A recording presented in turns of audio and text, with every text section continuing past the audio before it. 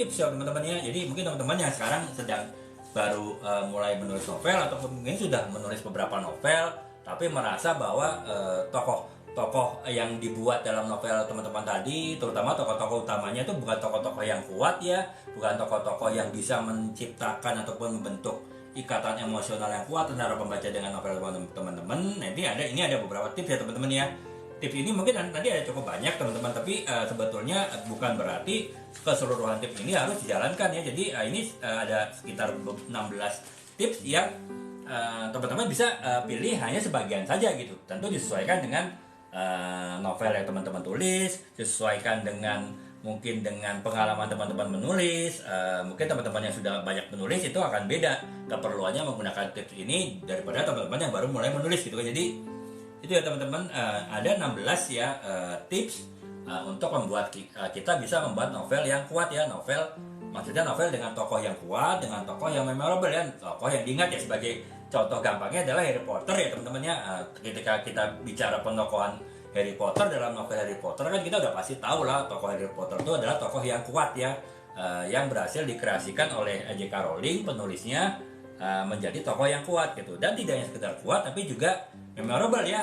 Bahkan ketika mungkin sudah seminggu, 2 minggu, atau bahkan sebulan atau bahkan 2 bulan pembacanya selesai membaca suatu novel Harry Potter, tetap ingat ya dengan karakter ataupun ingat dengan penokohan dari Harry Potter tadi. Nah itu ya teman-teman, ini ada beberapa tips ya untuk bisa ya, walaupun mungkin yang tidak seperti saya jelaskan tadi ya, tidak seperti kuatnya tokoh Harry Potter, tapi ya setidaknya kita mengarah ke sana lah ya. Kita bisa membuat novel dengan penokohan yang kuat gitu. Bahas tips ya membuat karakter yang kuat dan memorable dari sebuah novel ya, sebuah penokohan utama dari sebuah novel gitu. Yang pertama ya teman-teman harus paham secara mendalam mengenai tokoh yang teman-teman akan tulis ya. Jadi ya seperti saya katakan tadi ya, teman-teman harus ketika teman-teman sebelum menulis, jika perlu teman-teman membuat suatu catatan mengenai profil tokoh utama yang akan teman-teman tulis ya, baik dari sisi mungkin latar belakang keluarganya, kemudian latar belakang ekonominya, kemudian latar belakang pendidikannya, bagaimana pandangan-pandangan dia, bagaimana emosi dia, bagaimana hubungan dia dengan keluarga, bagaimana hubungan dia dengan teman-teman. Ya teman-teman bisa buat catatan tuh mengenai tokoh utama dari novel teman-teman tulis ya itu.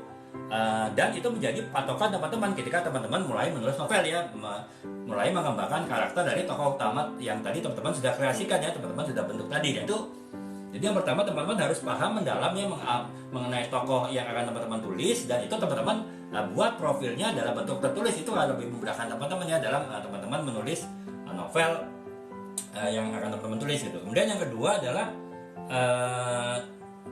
teman-teman bisa menambahkan ataupun juga membuat konflik internal ya teman-teman kan ya. Tadi untuk konflik internal kan saya sudah jelaskan adalah konflik batin ya, konflik batin dari tokoh utama. Nah itu jadi kita bisa juga selain menampilkan konflik eksternal, konflik antara tokoh utama dengan tokoh-tokoh lain dari novel tadi, kita bisa juga membuat tambahan konflik batin ya, konflik internal gitu, dimana ada konflik batin dari si tokoh utama dari novel tersebut. Itu walaupun mungkin tidak harus, tapi ini sekedar rekomendasi kalau teman-teman ingin membuat tokoh yang kuat, ya bisa dilakukan juga dengan membuat suatu konflik internal di dalam diri dari tokoh utama tadi gitu ya.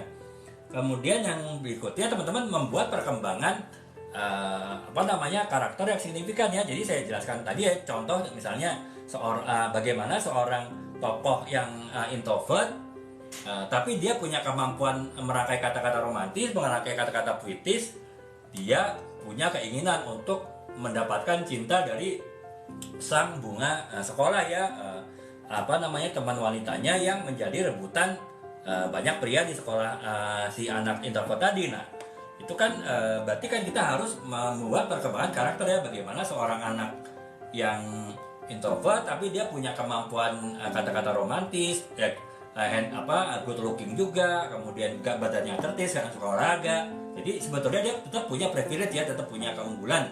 Nah bagaimana secara perlahan dia bisa meningkatkan rasa kepercayaan dirinya, mengurangi sedikit demi sedikit sifat introvertnya, yaitu membuat si tokoh introvert tadi bisa akhirnya berkembang menjadi karakternya menjadi tokoh yang bisa mengatasi rasa introvertnya, bisa mengatasi rasa mindernya, dan akhirnya bisa mendapatkan pujian hatinya ya, bunga sekolah tadi gitu. Itu itu kan berarti ada perkembangan karakter ya. Kita harus membuat perkembangan karakter yang signifikan ya teman-teman. Jadi jangan perkembangan karakter yang dari awal sampai akhir novel itu perkembangan yang kecil aja gitu, perkembangannya tidak signifikan, perkembangan yang relatif datar. Itu akan sulit teman-teman membuat tokoh yang kuat ya. Tapi kalau teman-teman bisa membuat perkembangan signifikan dari sebuah karakter tokoh utama, itu teman-teman bisa menjadikannya itu dasar untuk teman-teman membuat tokoh yang kuat ya, tokoh yang memorable bagi pembaca gitu. Jadi itu. Nah, kemudian yang selanjutnya adalah diferensiasi yang kuat ya. Saya jelaskan tadi bahwa kita harus bisa membuat tokoh utama di dalam novel kita tadi adalah tokoh yang berbeda dengan tokoh-tokoh lain di dalam novel kita ya. Yaitu ya saya bilang tadi, walaupun contohnya adalah anak introvert tadi ya, walaupun dia introvert tapi dia ternyata punya banyak kelebihannya, banyak pembeda, banyak diferensiasi yang membedakan dia dengan teman-teman pria lainnya gitu.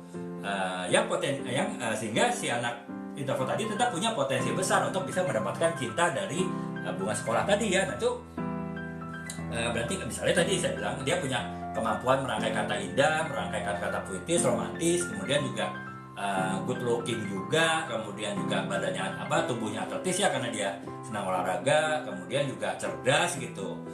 Istilahnya disenangi oleh guru-guru di sekolah ya karena cerdas ya, selalu juara ranking 1. Nah itu kan sebetulnya ada pembedaan yang kuat ya, walaupun dia punya kelemahan utama ya, dia minderan, dia introvert, tapi dia tetap punya pembeda dengan tokoh-tokoh lain di novel tadi. Yaitu tadi dengan kita bisa membuat perbedaan yang kuat, yang signifikan dari tokoh utama kita tadi dengan tokoh-tokoh dibanding tokoh-tokoh lain, itu bisa menjadikan tokoh-tokoh yang kita kembangkan tadi